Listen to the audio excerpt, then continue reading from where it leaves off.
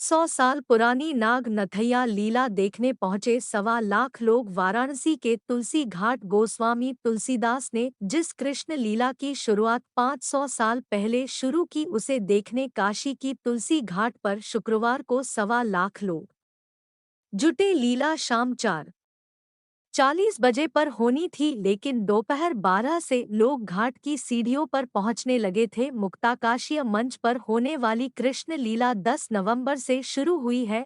शुक्रवार को नाग नथैया प्रसंग का मंचन हुआ। परंपरा के अनुसार कि इसके लिए संकट मोचन मंदिर के जंगल से कदम का पेड़ काटकर लाया गया था। लीला को देखने काशी नरेश कुंवर अनंत नारायण सिंह भी अपने बजरे से पहुंचे थे। उन्होंने संकट मोचन मंदिर के महंत प्रोफेसर विश्वंभर नाथ मिश्र को सोने की गिन्नी दी। महंत विश्वंभर नाथ मिश्रा ने पहले लीला में कृष्ण बने पात्र की आरती उतारी और फिर कृष्ण ने कदम में कूदकर कालिया नाग का मान मर्दन किया। नेहा द्विवेदी की एक रिपोर्ट देखी। कृष्णाम कृष्णाम कृष्णा कृष्णा हिना विभू तस्याम विशुद्ध मनविच्छन सर्पम तम उद्वासे।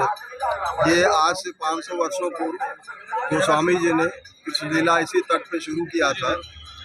एक तरह से जो नाट्य मंच का और जो मंच का जो विधा है, ओपन थिएटर का कंसेप्ट गोस्वामी जी ने रामलीला के माध्यम से शुरू किया। रामचरितमानस तो उन्हीं की कृति रही, तो उन्होंने साथ साथ श्रीमद् भागवत के बेस लाइन बना के कृष्ण लीला का शुरुआत किया इसी घाट से। और उसमें ये नागनथिया लीला जो कि बहुत ही विख्यात है, उसमें यही है कि जो यमुना एकदम विषाक्त हो गई थी काली नाग के विष से, और इतना विषाक्त था कि वायुमंडल या तट सब प्रदूषित थे। तो कृष्ण जी ने अपने तकनीकी से गेंद खेलने के बहाने यमुना में छलांग लगाया, और यमुना के अंदर एक बड़ा भारी सरोवर था जिसमें कि ये जाके छिपा हुआ था। तो कृष्ण जी का उनसे एक तरह से युद्ध तक हुआ।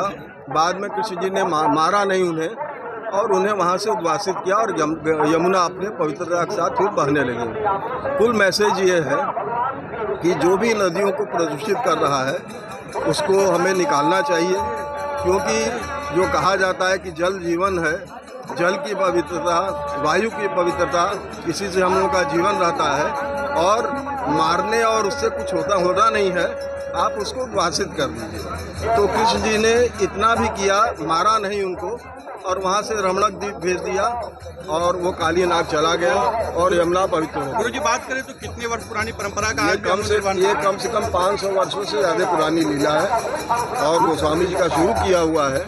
और पहले ये लीला आपके श्रीमद् भागवत के आधार पे होता था, अब ये ब्रजविलास के माध्यम से होता है।